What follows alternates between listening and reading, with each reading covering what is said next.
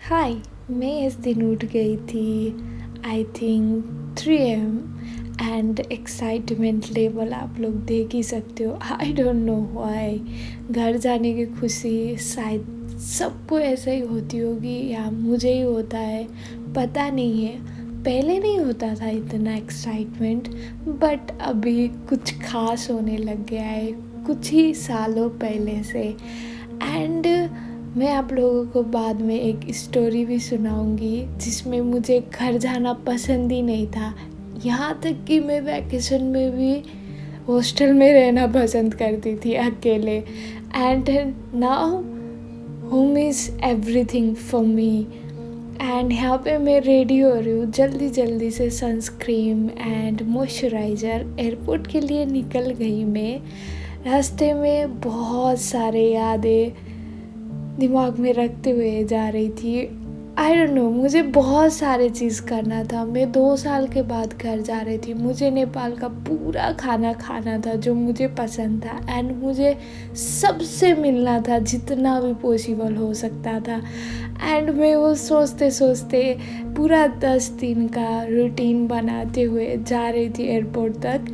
And थोड़ा सा nervous भी थी क्योंकि मुझे फ़्लाइट से बहुत डर लगता है। आई डोंट नो कितने बार फ्लाइट में चढ़ चुकी हूँ, बट हमेशा ऐसा लगता है कि फ़्लाइट गिर जाएगा।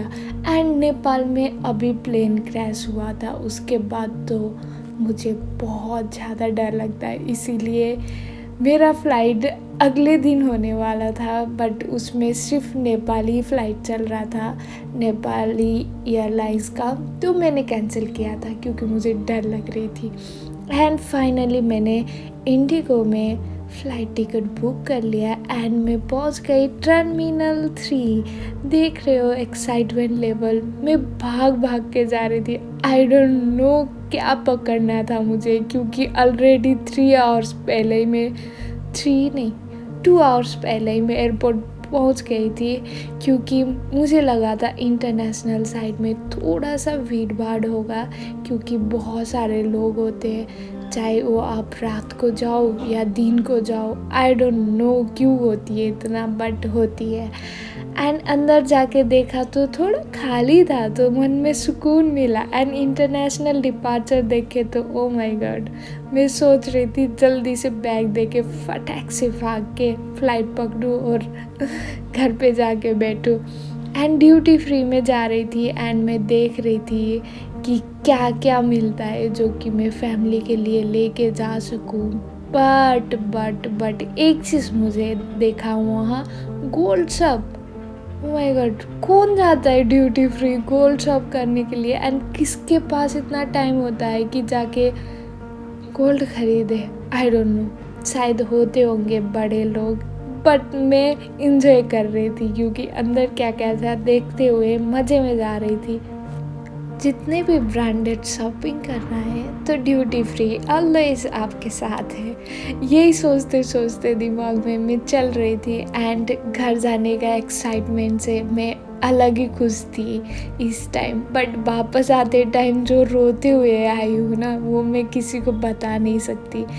एंड हमेशा कहीं पे भी जाते हो, वैकेशन हो, घर हो, आप जाते टाइम कितना खुश होके जाते हो, बट आते टाइम का वो दुख, वो समझ के भी मुझे कभी कभी तो घर जाने का मन भी नहीं करता है। जाना फिर आना, फिर वही अपना काम में लगना, वो चीज़ मुझे नहीं चाहिए। अगर कहीं जा रहे हो तो अपने मन पसंद से जितना मन चाहो बैठो एंड एंजॉय करो, तब वापस आ जाओ जब दिल भर जाए, मन भर जाए। बट घर से किसका मन भरेगा बोला।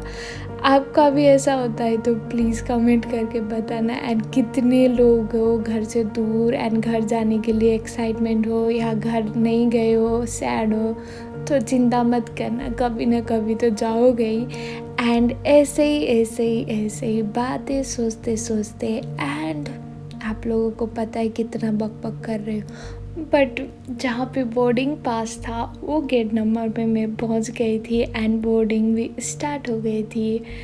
एंड ओ माय गॉड, मेरा डक डक डक डक करना स्टार्ट हो गया था, क्योंकि जब तक प्लेन लैंड नहीं होती है और मैं वहाँ से उतरती नहीं हूँ तब तक मुझे डर लगती है। आई डोंट नो कि बाद में जाके पता नहीं प्लेन से कुछ होने वाला है या क्या होने वाला है, मुझे नहीं पता, बस मुझे बहुत डर लगती है जब भी टेक ऑफ होती है, लैंड होती है, दोनों टाइम या फ्लाइंग टाइम में हो, मुझे बहुत डर लगती है।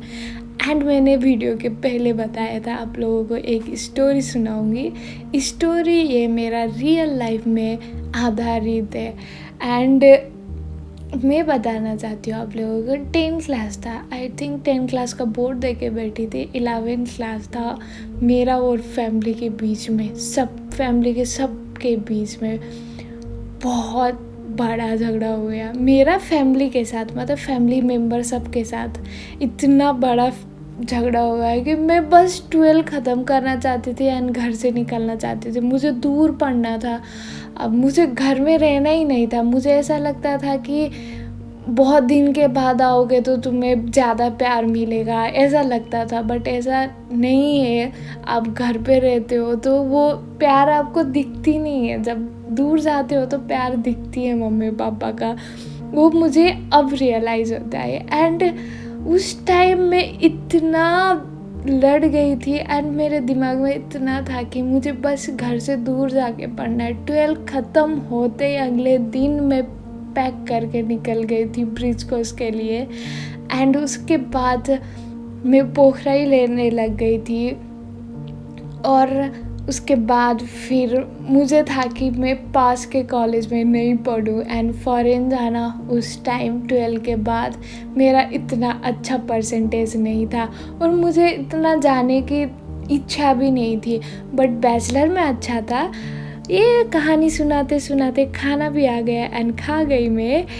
फिर आप लोगों को पता है मैंने डिसीज़न लिया इंडिया आने का 2016 में बीटेक करने के लिए। एंड ऑलरेडी मेरे भैया राजस्थान में बीटेक कर रहे थे एंड दिल्ली आना मेरे लिए इतना बड़ी बात नहीं थी, बट दिल्ली आने के लिए भी मैं झगड़ा ही करके आई थी पापा मम्मी से कि नहीं मुझे जाना है। बट पापा मम्मी थोड़ा चिंता में थे एंड वो टेंशन में थे कि कुछ ना हो जाए। एंड बोलते हैं ना दिल्ली बहुत ख़तरनाक है, चोरी होता है, बहुत बड़ा सिटी है। अब मैं दिल्ली का हर एक कोना कोना पहचान लेती हूँ एंड अकेले घूम लेती हूँ, मुझे कोई टेंशन नहीं है एंड मम्मी पापा को भी। बट जब फर्स्ट टाइम आई थी तो ऐसा ही था, हम हाथ पकड़ के चलते थे 2-4 लोग ताकि हम मेट्रो में खो ना जाए। एंड ऐसे करते करते फर्स्ट ईयर की बात है, फर्स्ट सेमेस्टर की बात है, उसके बाद हमें दिल्ली का इतना आदत हो गई कि अब मुझे मुंबई रह रही थी मैं 2 ईयर से और मुंबई मुझे पसंद आने छूट गया था, मतलब मुंबई पसंद नहीं आ रहा था। कैन यू इमेजिन, मुझे दिल्ली पसंद आ, मतलब एक बार जो दिल्ली में रह गया तो वो फिर दिल्ली से वापस जाने का सोचता नहीं है, मुझे ऐसा लगता है।